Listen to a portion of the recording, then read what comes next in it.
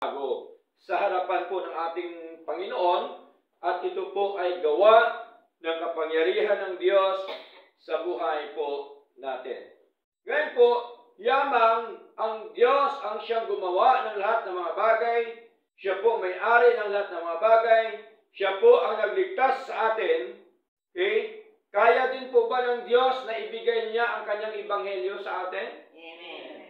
Kaya ba ng Diyos na ibigay niya ang kanyang mga salita po sa atin? Amen. Kaya po. Binigay po ng Diyos sa atin. Kaya ang ating paksa ngayong umaga may kinalaman po sa tinatawag na the importance of God's Scriptures. Ang kahalagahan ng mga kasulatan ng Diyos. Okay? Mahalaga po ito sa atin. Yung mga salita po ng Diyos, mga kapatid. Okay? Kaya po dito sa ating binasa kanina, dito po tayo mag-concentrate sa ating pong pag-aaral. 2 Timothy chapter 3, verse 16 up to verse 17. Dito lang po ako kukuha ng ating pong pag-aaralan ngayong umaga. At ang gusto ko po ay tayo ay concentrate sa pakikinig. Focus po tayo sa mga salita po ng Diyos. At atin munang isang tabi ang mga kaisipan po natin o anuman ang ating mga ginagawa o anuman ang ating pinagkaabalahan. No, isang tabi po muna natin at dapat concentrate po tayo sa mga aral po ng ating Panginoon. Kaya sabi ko dito sa 2 Timothy chapter 3, verse 16, all Scripture is given by inspiration of God and is profitable for doctrine, for reproof, for correction, for instruction in righteousness, that the man of God may be perfect, thoroughly furnished unto all good works. Tingnan niyo po mga kapatid, dito po tayo mag-aaral po ngayon. Na kung saan sa atin, sa kabuuan po ito ng chapter 3, nakita ho natin na dalawang klase po ang taong pinakita po ni Pablo. Na ang ibang tao, ito po yung mga ginagawa. Busy po sila sa ito po yung mga ugali nila, ito po yung mga ginagawa nila. Kaya po, di po ba sa verse 5, ang sabi po ni Lord, makita ni Pablo, having a form of godliness, but denying the power thereof, from such turn away. No? Pinapaalis po sila ni Pablo doon sa mga ginagawa ng mga tao. Noong unang panahon, maging sa panahon natin ngayon, marami na pong gumagawa na ito at sila po ay merong forma na parang makadiyos, no? Pero tinatanggihan nila yung kapangyarihan ng Diyos. Ano pong kapangyarihan ng Diyos? Which is the Word of God. Amen? Yung salita po ng Diyos. Kaya ang sabi po dito ng ating Panginoon, mga kapatid, okay? Sabi po dito ng ating Panginoon na sabi dito sa verse 7, ever learning and never able to come to the knowledge of the truth, no? Na laging nag-aaral, no? May mga tao pala ganun, na laging nag-aaral at hindi kailanman nakararating sa kaalaman ng katotohanan. Tingnan niyo po, mga kapatid. Anong dahilan? Ano po ang hadlang, ang balakid sa mga mananampalataya na hanggang ngayon ay hindi pa rin intindihan, naunawaan ang ebanghelyo ng ating Panginoon? Maari po ang hadlang ng ating puso, ang ating mga ginagawa sa harapan ng ating Panginoon. Maari po ang Diyos ay hindi po natin prioridad sa buhay po natin. Dapat ang Diyos ang siyang prioridad sa buhay po natin, mga kapatid. Sapagkat kung wala po ang Diyos sa buhay po natin, tandaan po natin, wala po tayong lahat magagawa. Amen po? Kaya po dito ay meron pong 5 bagay na nais ko pong ipabatid po sa inyo, mga kapatid. Sa 2 Timothy chapter 3, verse 16 up to verse 17, na kung saan po, pag sinabing scriptures, ibig sabihin, meron po siyang tatlong klaseng katawagan o maaaring marami pa, na pag sinabi scriptures, ibig sabihin, yun din po yung gospel. Amen? Ebanghelyo ng Panginoon. Pag sinabing gospel, yan din po yung word of God, yung mga salita po ng ating Diyos. Tama po? Iisa lang po yan sila. Scriptures, no? Gospel, word of God, iisa lang po yan mga kapatid. Ang ibig sabihin, yun po ay ibig sabihin, mga salita ng ating Panginoong Diyos. No? The scripture is our soul, role of faith, and practice in the church. So ito ang ating basihan, no, ng ating pananampalataya at ng ating mga ginagawa sa buhay dito po sa loob ng church. This is also our final authority, no? Ito po ay ating talagang final authority, ang salita po ng Diyos. Kaya mahalaga ang salita ng Diyos, mga kapatid, no? Para sa atin bilang mananampalataya, mas mahalaga ang salita ng Diyos kaysa salita ng tao. Amen po? Okay? Kaya po dito ay merong 5 bagay na nais ko pong ipahayag sa inyo. Now, number 1, all scriptures was given by God. Sapagkat ang sabi po dito sa 2 Timothy chapter 3, verse 16, all scripture is given by inspiration of God. So sa madaling salita, ang lahat pala na kasulatan ay ibinigay ng Diyos. Hindi pala tao ang nagbigay ng kasulatan. Amen? Hindi pala kung sino-sino man ang siya nagbigay ng kasulatan, kundi ang Diyos ang nagbigay ng banal na kasulatan o scripture o gospel o word of God. Kaya po dito, basahin po natin yung John. Nung siya po ay, nung ating Panginoon Kristo po ay nananalangin po sa Ama, mga kapatid, no? John chapter 17, basahin po natin sandali yung John para makita ho natin na ang salita pala ng Diyos ay ibinigay, no? Kanino? Sa atin.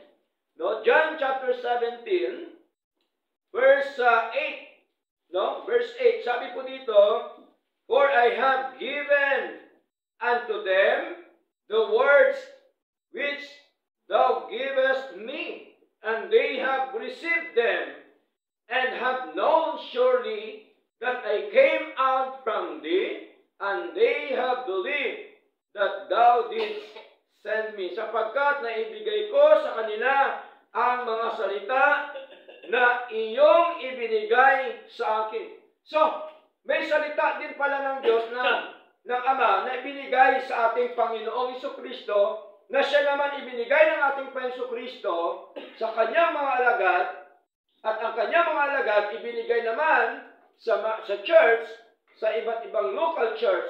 Kaya ang salita ng Diyos ay lumaganap hanggang dumating sa ating panahon ngayon. Amen po? Yun po yan, no? Salin-salin po, no? May pinasahan, yung pinasahan, may binigay, yung binigyan, pinasa naman ang mga salita po ng Diyos. Okay? So, ibig sabihin po, tuloy-tuloy yung paglaganap, mga kapatid, ng mga salita po ng Diyos, na ang author nito, ng may-ari nito, ang nagbigay po nito, walang iba kundi ang ating Panginoong Jesucristo. Okay? All scriptures was given by God. Ibinigay po ng Diyos sa atin. Kaya pinatunayan po ito ni Pablo, Hebrews chapter 10 verse 17. Ito po ang banal na kasulatan na isinulat po, mga kapatid, no? Hebrews chapter 10 verse 7. Sabi po dito, mga kapatid, then said I, lo, I come, in the volume of the book, it is written of me. No? Sabi po ni Pablo, to do thy will, O God. Tingnan niyo po, sa gayon ay sinabi ko, narito ako ay dumarating, sa balumbon ng aklat na ito ay nasusulat upang gawin ang inyong kalooban, O Diyos. Ibig sabihin, yung balunbon na mga salita po ng Diyos, ang nilalaman po nito, which is the will of God. Amen po? Yung kalooban ng Diyos. Ito po ang tunay at totoo na kalooban po ng ating Panginoon. Ibig sabihin, kung anong sinasabi po dito, totoo. Amen po? Ibig sabihin, ang salita ng Diyos ay tunay, pure. Amen po? Pag sabing pure, walang halo. Amen? Walang halo na mga salita ng tao, walang halo o sinuman ang magtangkang haluan po nito sapagkat ito po ay tunay at totoo na mga salita ng ating Panginoon. Proverbs chapter 30 verse 5, ang sabi dito, every word of God is pure. Tingnan niyo po, no? Bawat salita ng Diyos, ibig sabihin, every word are pure. Ay puro, tunay, dalisay, no? Tunay, puro, no? Ang salita po ng Diyos. Psalms chapter 119, verse 140. Ano po sabi dito, mga kapatid? Sabi po dito, thy word is very pure. Diba? Sabi ni David, thy word, ang iyong mga salita o ang iyong salita ay tunay. Tunay, no? Very tunay na salita ng ating Panginoon. Kaya po, Psalms chapter 12, verse 6, no? Sabi po dito, the words of the Lord are pure words, no? Ang mga salita ng Panginoon ay tunay na mga salita. Dalisay na mga salita, mga kapatid. Tunay na mga salita. So, ibig sabihin po, ito ang dapat nating paniwalaan kasi ito po ang tunay at totoong salita ng ating Panginoon. Okay? So, next, number 2, mga kapatid. Yun po number 1, all scriptures was given by God. Okay? Binigay po ng Diyos yung ating, o ang mga salita po niya, ang ebanghelyo po niya, o ang mga kasulatan. Number 2, all scriptures was inspired by God. No? Ang mga salita ng Diyos ay kinasihan niya. No? Pag sinabing kinasihan, ibig sabihin, ay hiningahan niya, no? Ay pinahiran niya, mga kapatid, no? Kinasihan niya, hiningahan niya, mga minamahal. No? Ibig sabihin po, talaga hong nandoon ang kapangyarihan po ng ating Panginoon. No?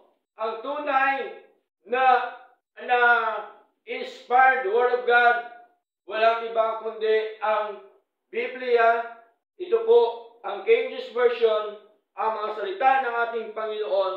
At tandaan po natin, yung mga Bible ng iba, hindi po yan inspired, no, ng Holy Spirit. Hindi po yan inspired na Word of God. Katulad po ng Quran, di ba? Di ba may mga Biblia ng Quran?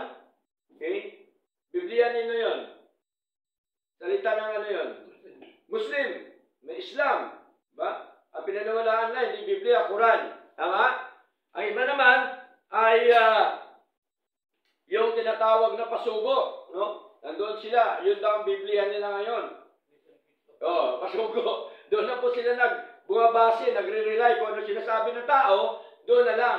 Pero sa atin, hindi po ganon. Salita po ng Diyos ang ating authority sa ating paglilingkod sa Kanya, no? Ang iba naman, hindi naman po pasugo, kundi yung tinatawag po na Book of Mormon.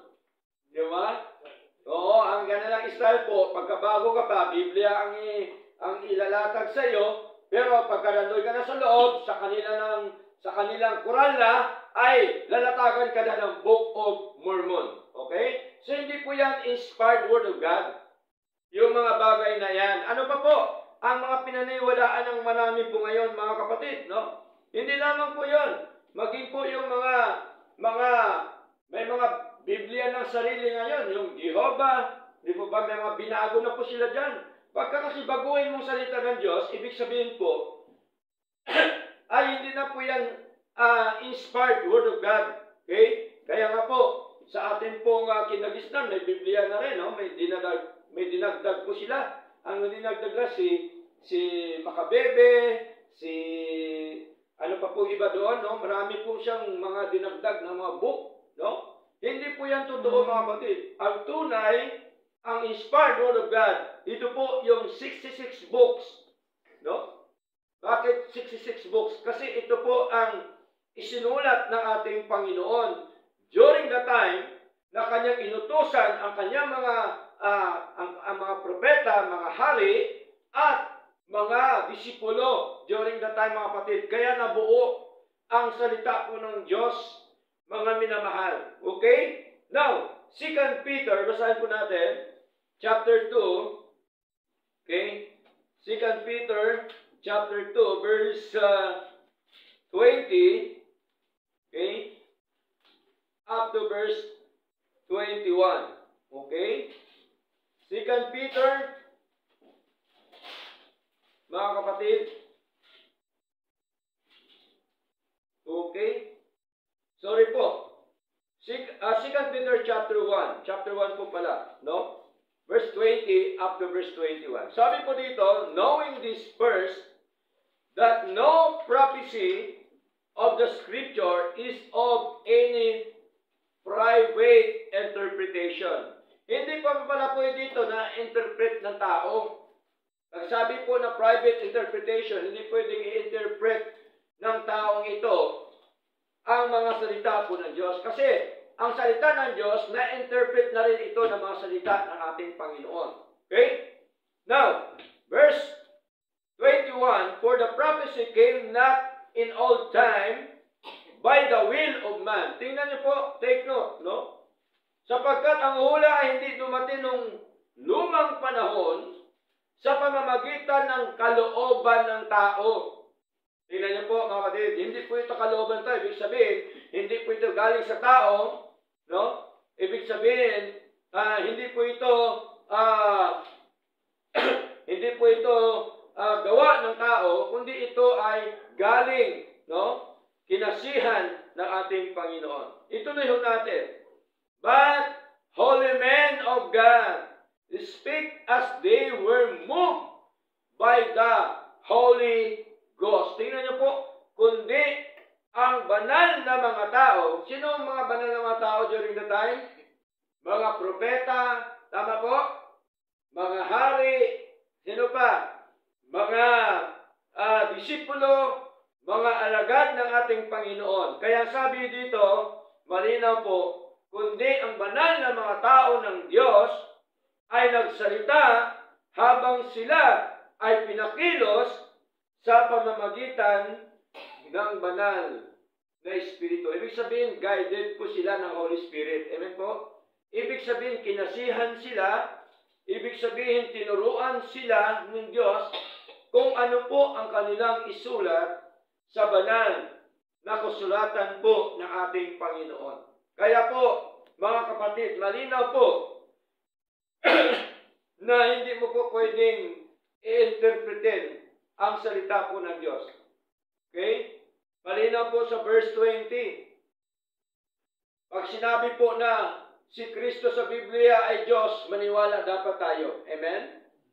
Hindi tayo dapat maniwala sa isang talata lang na sinasabi ng talata, si Kristo ay nagkatawang tao. Tama po yan, pero hindi po nangahulugan na hindi siya Diyos. Amen po? Okay? Nakatawang tao siya kasi Diyos po siya eh. Kaya niyang gawin po yun. Po ba? Di po ba niwala tayo? Nothing is impossible with God. Tama po? Wala po bang imposible sa Diyos? Wala. Nagagawa po yan ni Lord, mga kapatid. Okay? Nakatawang tao siya para iligtas po tayo, para tubusin po tayo, at ibinigay niya ang kanyang mga salita po sa atin, mga minamahal. Kaya, all scripture was inspired by God. So, malinaw po yun, mga minamahal. Ano pa po? Number 3. All scripture is profitable and beneficial. No? Ang mga kasulatan o ang kasulatan ay benepisyo sa atin, no? Kapaki-pakinabang at binipisyo sa atin. Totoo po ba yun? Ang salita ng Diyos ay kapakipakinabang at binipisyo natin. Amen? Binipisyo natin kasi dito tayo tinuturuan ni Lord eh. Dito tayo hinubog ng ating Panginoon sa Kanya pong mga salita. Tingnan niyo po. Tingnan niyo po mga atin. Tingin po kayo sa akin. Hindi po ba? Bagong gupit ako, ano mga kapatid? Turin po ang Diyos. Tingnan niyo po mga minamahal, ha? Halimbawa, walang Biblia. Wala po ito. Face out lahat. Wala tayong basihan. Palagay niyo po ba ay matututo tayo? Palagay niyo po ba makasumpong na tayong katotohanan? Hindi. Wala kang basihan eh. Di po ba? Palagay niyo po ba magkaroon ka ng pananampalataya sa Panginoon? Hindi rin. Kasi ang nakita mo lang, ito, yung mga bagay na yan na ginawa ng Diyos. Okay? Pero sa banal na kasulatan, ang lahat na ng mga bagay na ginawa ng Diyos, nandito po yan sa banal na kasulatan. Kung meron nga Biblia ngayon, marami nag-away-away, di lalo nang wala. Amen po? Kaya binigay po ito ng Diyos, mga kapatid, para po sa ikatututo natin, at di lamang ikakatuto, kundi ito po ay binipisyo sa buhay po natin. Si Lord, hindi na po nangailangan ng binipisyo. Amen po? Sapagkat sa Kanya na lahat, tayong lahat na nandito ngayon, ay kailangan natin ng binipisyo ng mga salita ng ating Panginoon. Kaya po, anong sabi dito sa Romans chapter 15? Basahin po natin mga kapatid. Romans chapter 15 verse 4. Okay? Meron ditong binanggit ang ating Panginoon sa pamamagitan po ng ating kapatid na Pablo.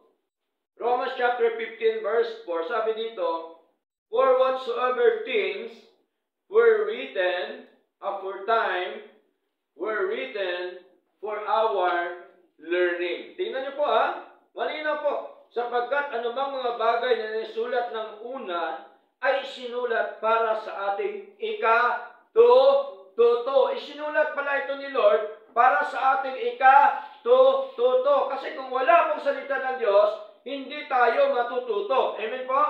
Hindi tayo magkaroon ng tinatawag po na paninindigan sa mga salita po ng ating Panginoon at wala pong katotohanan sa atin. Ano pa po sabi dito? That we, through patience and comfort of the Scriptures, tingnan niyo po, might have hope. Tingnan niyo po mga kapatid, malinaw po, no?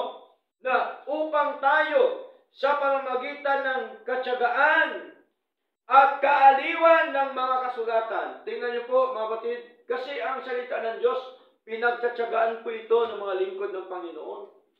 Ginamit po ni Lord ang mga lingkod ng Diyos para mabuo, no? At ang salita pala ng Diyos ay nagbibigay po sa atin ng kaaliwan. Inaaliw po tayo, mga minamahal. Okay? Kaya masarap po basahin salita ng Diyos, mga kapatid. Okay? Mas masarap pa sa anumang mga libro. Mas mahusay, mas maganda, at ito po ay inspired Word of God sa lahat po ng mga books na atin pong nababasa. Kaya po, tingnan niyo po mga kapatid, tayo ay dumaan sa pag-aaral bilang estudyante during the time. Okay? Parte po ba ng libro ang ating kaalaman? May nakukuha ba tayong kaalaman sa mga libro? Amen. Lalo na yung mga salita po ng Diyos. Ito ang special na book, na libro, makapangyarihang libro, o book, no? O kasulatan ng ating Panginoon na sabi ho dito ay nagbibigay po sa atin ng kaaliwan ng mga kasulatan, nawa ay magkaroon ng pag-asa.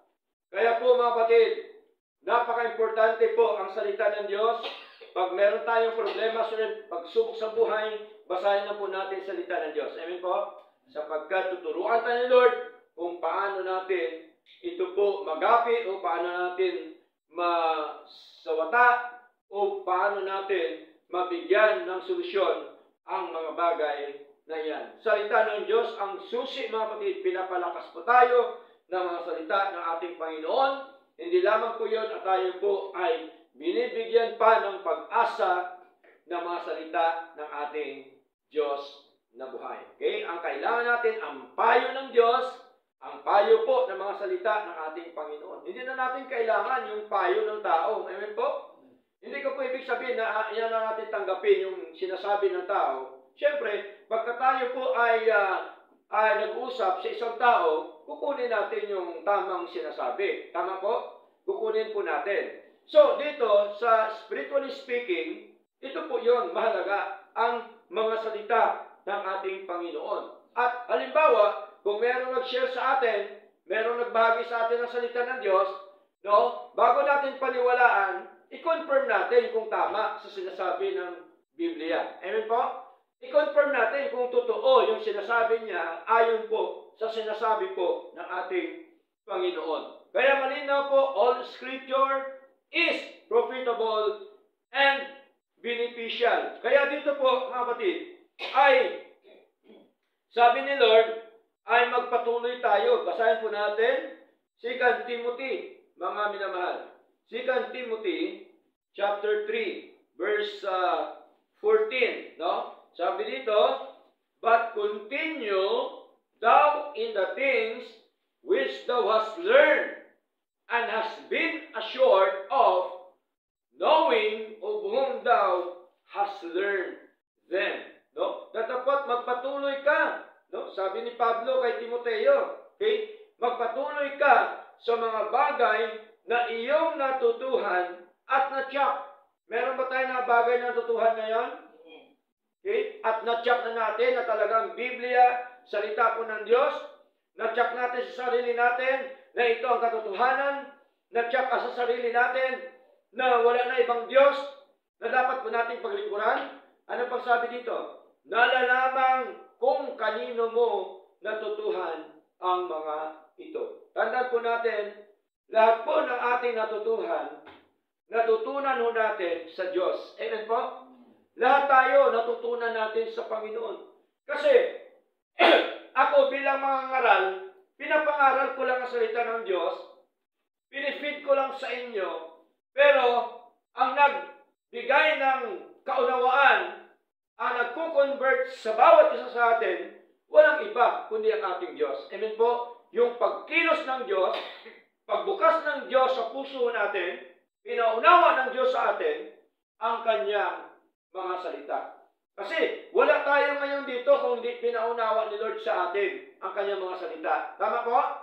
Wala tayo dito ngayon, mga kapatid. Okay? Once na inintindihan natin, nanawaan natin ang mga kalooban ng Panginoon, ang mga salita po ng Diyos, mga kapatid, talagahong walang dahilan para hindi ka sasamba sa Panginoon. Amen po? Walang dahilan para hindi mo basahin ang mga salita po ng Diyos. Kasi naintindihan mo na naman, Lord, ito pala ang iyong sinasabi na dapat ko pong sundin sa aking paglilingkod nito. Now, number 1, all Scripture was given by God. Number 2, all Scripture was inspired by God. Bakit? Sinabi po kasi dito, all Scripture is given by inspiration of God. Hindi lamang po niya binigay, kundi kanya din po itong kinasihan, mga kapatid, ang mga kasulatan. Kaya ano pa po sabi dito, tuloy natin sa verse 16 ng 2 Timothy chapter 3, all Scripture is given by inspiration of God and is profitable. Tingnan niyo po. No, ibig sabihin, pakinabang at makakuha tayo ng mga benepisyo sa mga salita ng ating Panginoon. Kaya nga, all Scripture is profitable and beneficial. Now, number 4, the Scripture, it consists of doctrine and practices. Ang lahat ng kasulatan, mga kapatid, tandaan po natin, ay makita ho natin dito yung mga doktrina po ng Diyos, nilalaman ng mga doktrina ng Diyos, okay? At mga totoo at tamang praktikal na pamumuhay sa harapan po ng ating Panginoon. Nandito na po yan lahat, mga kapatid. At ang salita ng Diyos ay walang kulang. Amen? Kumpleto, perpekto, ang ginawa po ng Panginoon, katulad po sa kanyang ginawa ng mundo, katulad po sa ginawa niya sa tao, tayo, perpekto po yung Diyos. Perpekto po ang kanyang ginawa po sa lahat ng mga bagay sa mundo ito, mga kapatid. Kaya ito po yung nilalaman ng doktrina. Kaya may doktrina po dito sa Biblia, no? Sa mga salita po ng Diyos. At yung ating mga practices, mga kapatid, ay mahalaga din po, no? Kaya po, naniniwala tayo ng ating doktrina ay ang kaligtasan po eternal ay gawa lamang po ng Diyos. Amen po? Naniniwala ba tayo gawa ng Diyos ang kaligtasan eternal? Amen. Gawa po ng Diyos. Wala pong gawa ang tao roon, mga kapatid. Diyos lamang po ang siyang gumawa sa atin. Tayo po hinirang, tinubos, at born again. Kaya dito po, basahin po natin ang aklat po ng John, chapter 5, mga minamahal. John chapter 5, verse 39, no? Meron po ditong binanggit po ang ating Panginoon mismo nung siya po ay nakatawang tao during the time. Sabi po dito sa kanyang pangangaral, John chapter 5, verse 39, search the Scriptures. Pag sinabi bang search the Scriptures, utos mo ba ito?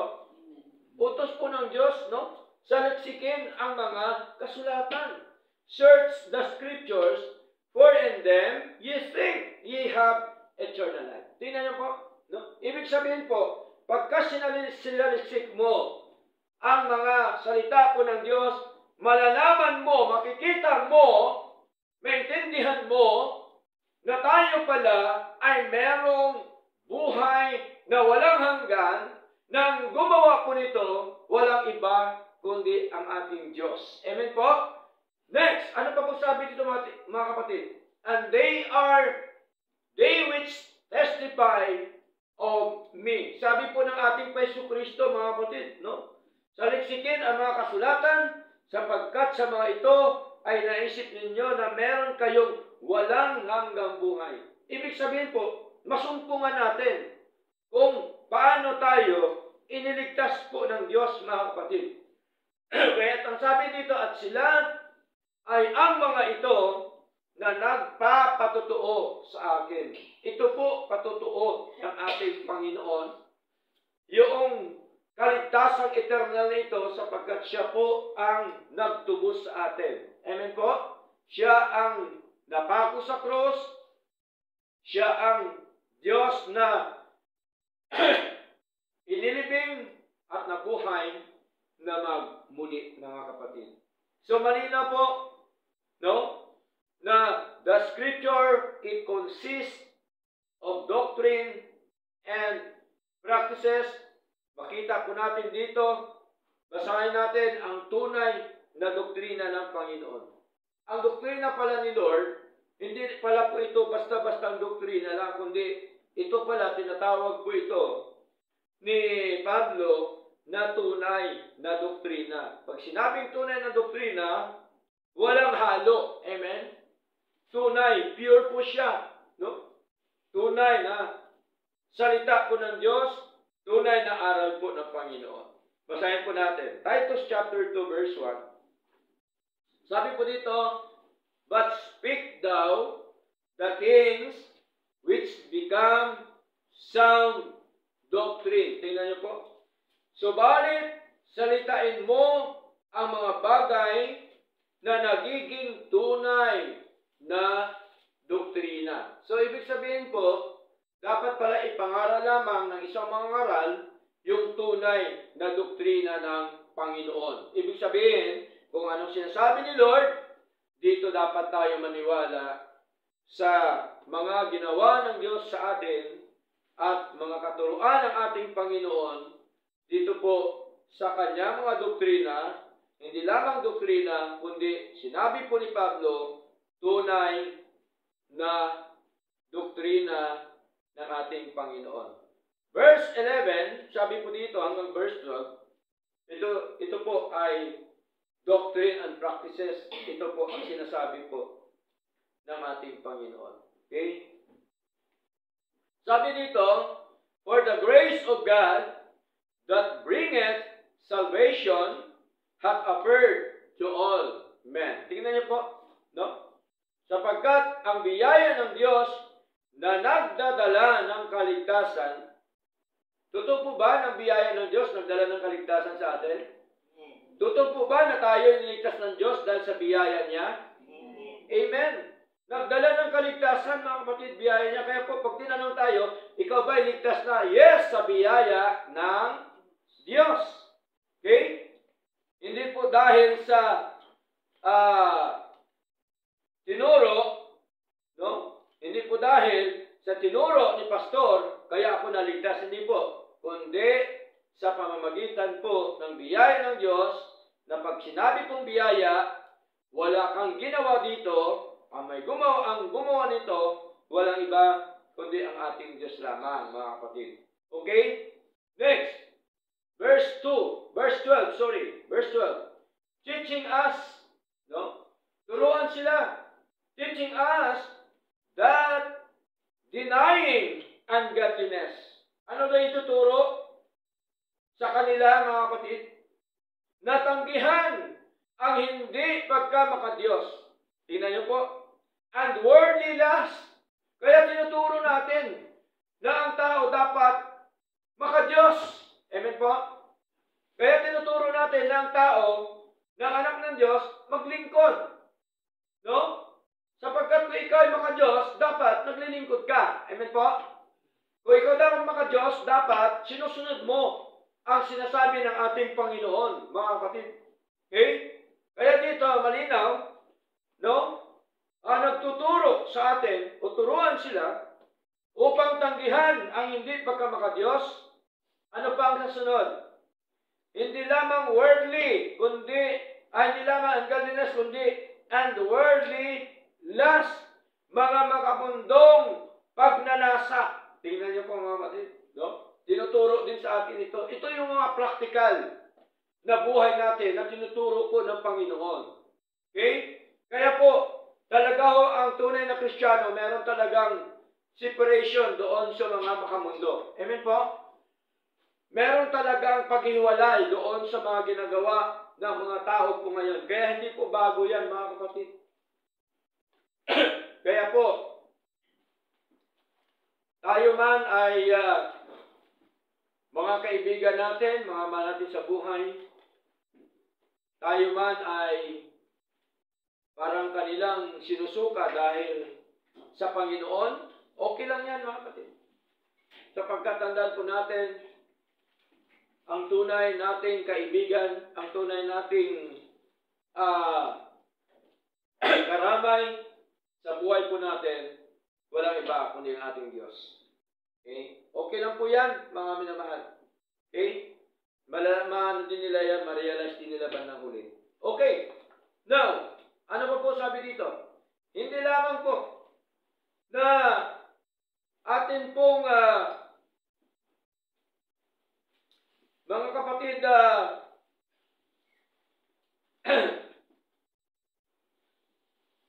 tanggihan ang pagka-di makadiyos, kundi tanggihan din natin ang mga makamundong pagnanasa. Itong katuruan ni Lord, yung practical salvation natin sa buhay nito. Nang sabi dito, mga minamahal, we should live soberly, righteously, and godly in this present world. Ito ang practical na tinuturo po ng ating Panginoon.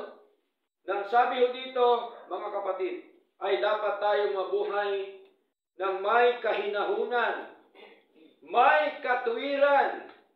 Di ba ba? Kaya pag may katwiran tayo, paninindigan natin. Amen? Katwiran na po yan lalo ng katwiran po ng Diyos. Di ba ba? Dapat manindigan tayo. Panghawakan natin yung katwiran ng ating Panginoon, mga kapatid. Okay? At makadiyos, ito palang tinuturo ng banal na kasulatan o doktrina ng Panginoon sa praktikal na pamumuhay, mga kapatid. No? Makadiyos dito sa kasalukuyang sanlibutan. So, ini-insist talaga ni Lord, tinuturo talaga ng Lord na tayo ay makadiyos. Tanggihan natin yung mga makamundong pagnanasa, tanggihan natin yung mga tinatawag na hindi makadiyos, mga kapatid. Okay? So, malinaw po yan. Pagka ba ang isang tao ay hindi makadiyos, ano po yung kanyang ugali? Ano po ugali ng isang tao pagka hindi makadiyos? No? Kahit mali, ipupus niya yan. Itatama niya. Tama po? Oh. Hindi makadiyos, mga kapatid. Di mo ba? Okay? Para bagang hindi na nakatabla ng hiya yung isang tao na hindi na makadiyos. Tama po? Totoo po yan, mga kapatid. Yan ang ebidensya ng tao hindi makadiyos. Okay? So, yun po, mga kapatid. The scripture, it consists of doctrine and practices, mga minamahal. 2 Peter chapter 1, verse 10. Okay?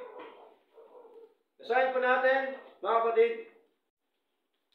2 Peter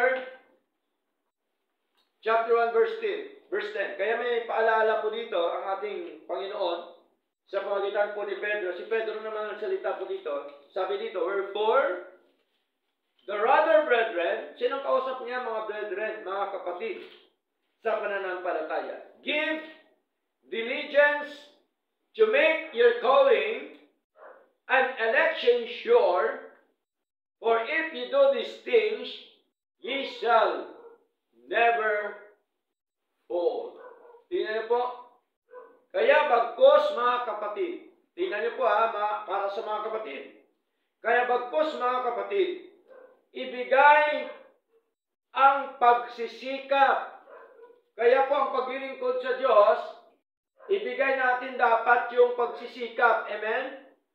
Dapat maging masikap tayo sa mga katuruan ng ating Panginoon. Maging masikap tayo sa paglilingkod sa ating Panginoon. Okay? Upang gawing tiyak, tingnan niyo po ang inyong pagkatawag at pagkahirap. Tayo po ba tinawag ng Diyos sa kaligtasan? Tayo po ba hinirang ng Diyos sa kaligtasan? Amen. Kaya gawin natin tiyak na tayo hinirang, kaya tayo dapat ay merong pagsisikap sa gawain po ng Diyos.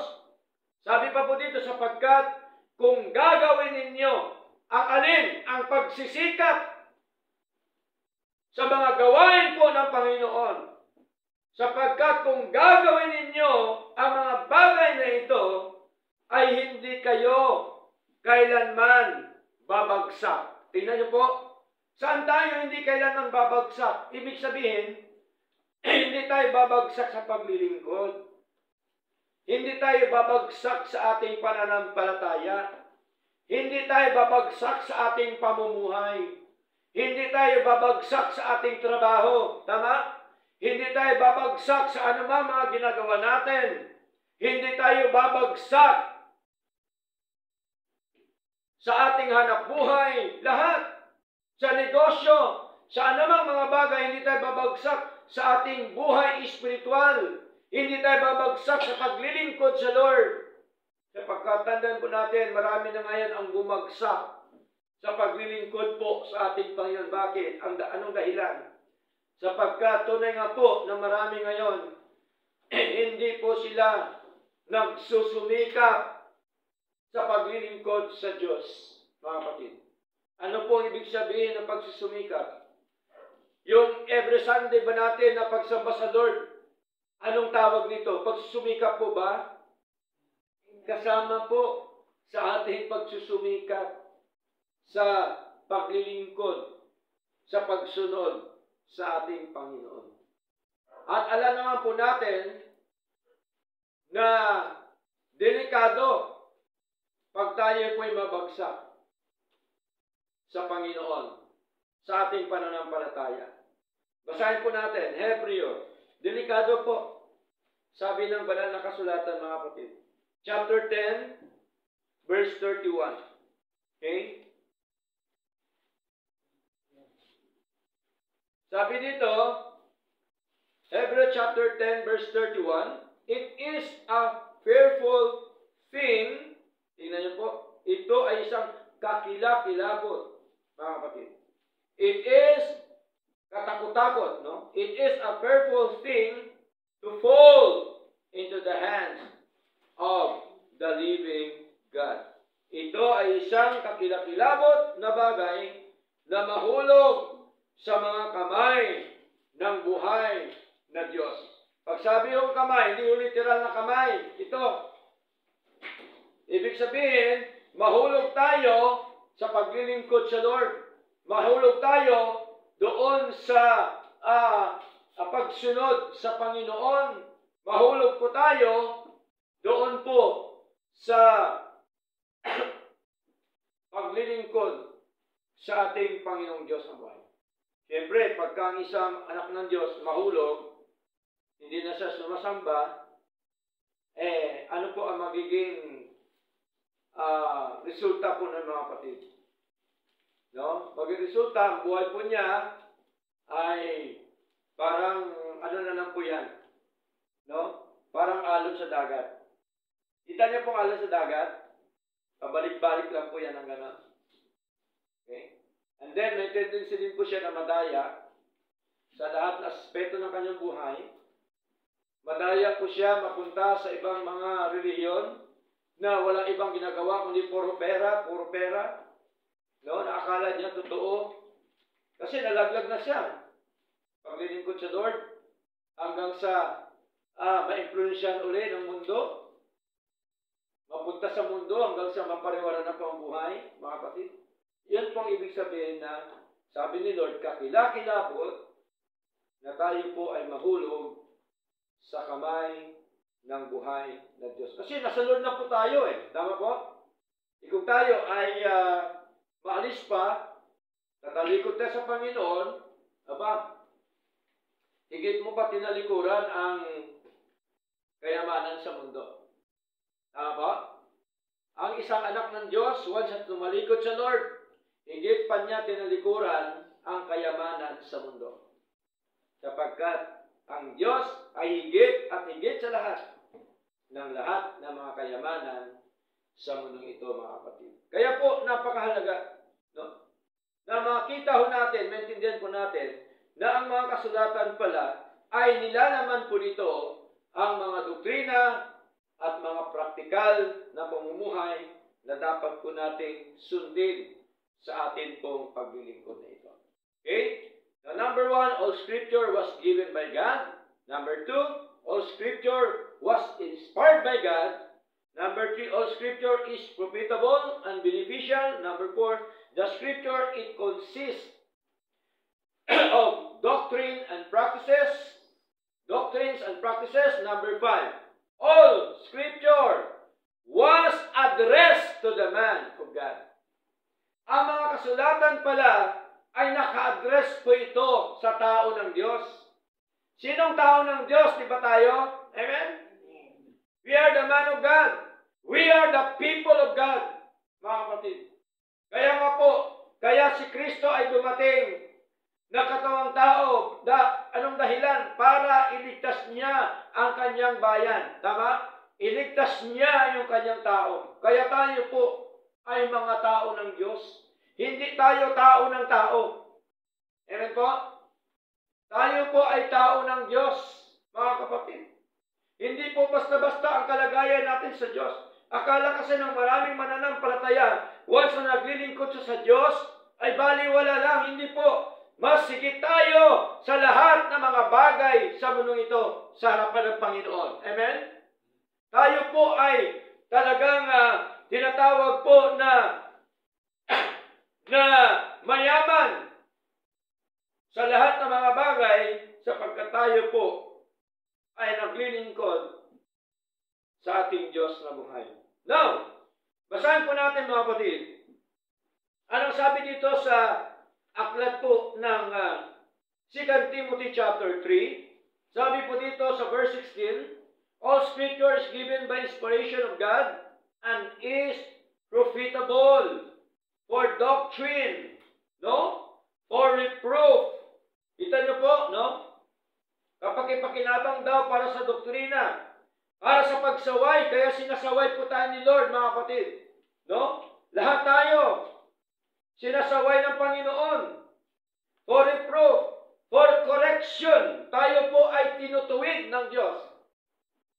Diba? Masarap pag tinutuwid tayo ng Diyos. Tama po? Pagka ba tayo tinutuwid ng ating magulang, masama po ba yun? Hindi. Para sa atin din yon, mga kapatid. Ang ibig lamang sabihin, mahal ka ng magulang mo. Amen po? Ganon din po sa Lord. Tinutuwid tayo ng Diyos. Ibig sabihin, mahal tayo ng Diyos. Ayaw ng Diyos na tayo po ay mapariwara. Amen? Ayaw ng Diyos na tayo po ay maligaw ng landas, mga kapatid. Kaya ano po sabi dito, mga minamahal? No?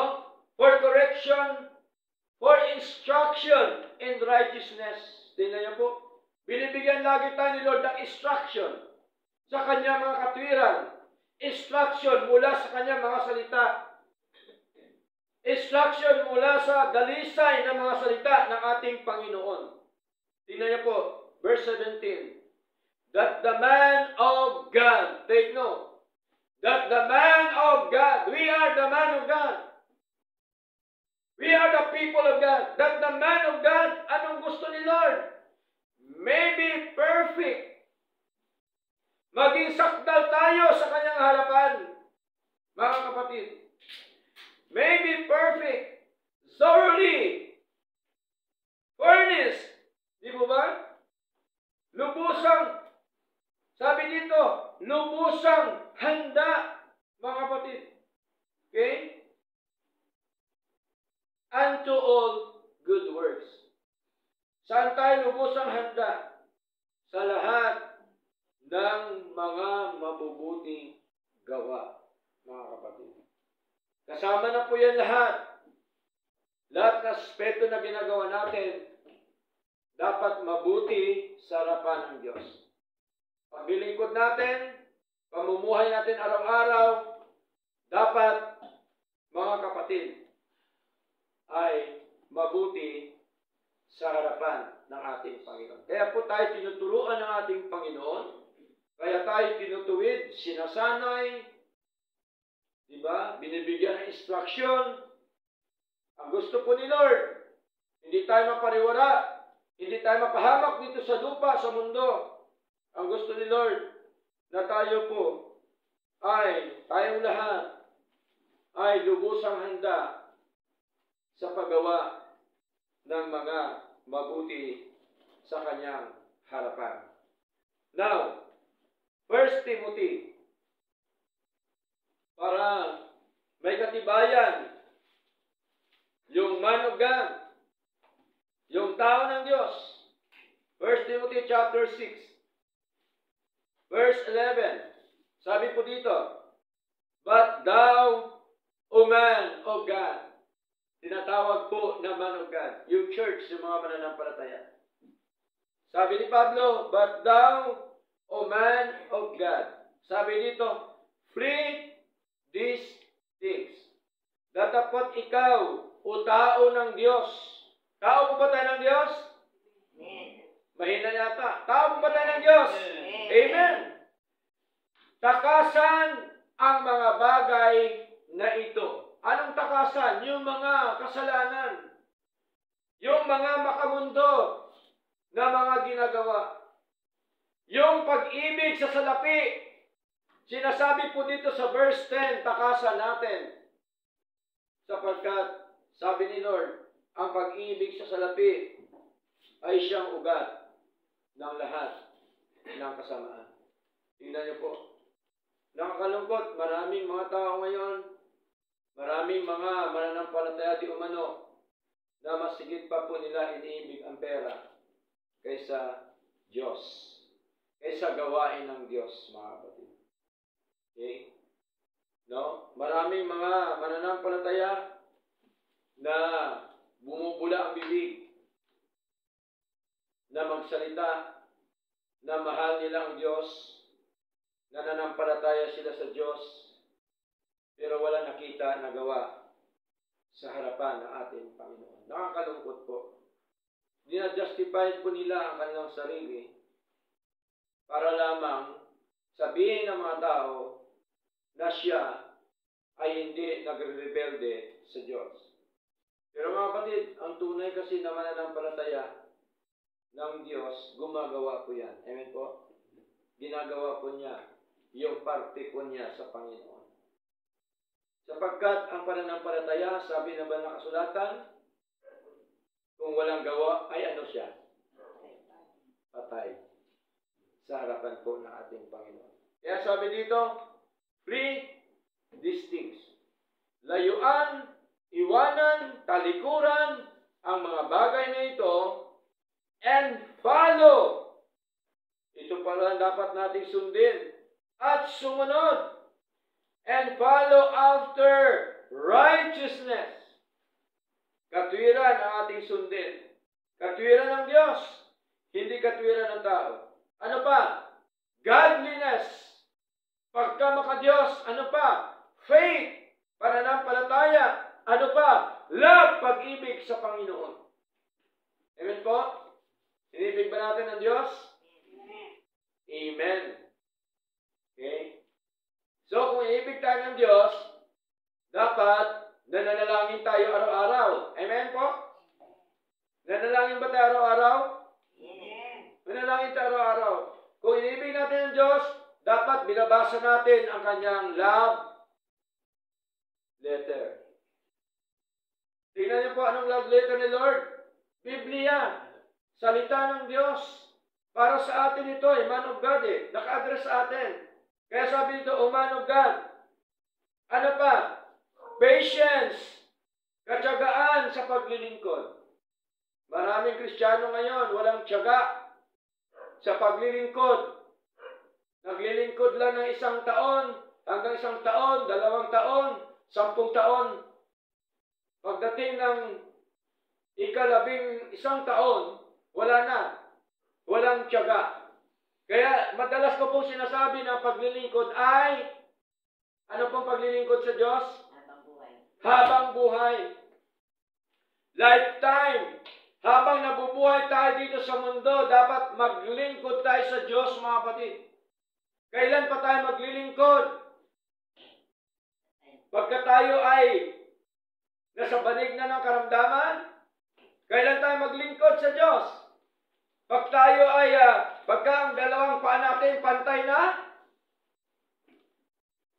wala na pong paglilingkod dyan dito sa mundo, mga kapatid. Tingnan niyo po. Okay? Habang malakas tayo, dapat meron tayong tiyaga. Katyagaan sa paglilingkod sa Panginoon. Ano pa? Meekness. Kaamuan sa buhay. Okay? Mga kapatid. Verse 12. Fight the good fight of faith. Okay? Ipakipaglaban ang mabuting pakipaglaban ng pananampalataya. Kaya dapat ang pananampalataya po natin dapat pinaglalaban po natin ito. Amen? Okay? Sapagkat itong totoo ang sinasampalatayaan natin. Okay? Yung mga salita ng Diyos, mga kapatid. Ano pa? Lay hold on eternal life. Panghawakan ang buhay na walang hanggan. Pinanghawakan ba natin na tayo ligtas na? Pinanghawakan ba natin na tayong lahat ay meron ng walang hanggang buhay? Panghawakan, sabi ni Lord, mga kapatid. Lay hold on eternal life. Panghawakan ang buhay na walang hanggan. Dapat sapagkat tayo iniligtas na ng Panginoon. Whereunto thou art also called. Okay? Tayo ay tinawag. Kung saan daw na tayo tinawag ng Panginoon sa kaligtasan. And has professed a good profession before many witnesses at nagpapahayag ng mabuting pahayag sa harapan ng maraming mga saksi. Tingnan niyo po, di po ba tayo ay nagpapahayag ng mga salita ng Diyos, mga kapatid?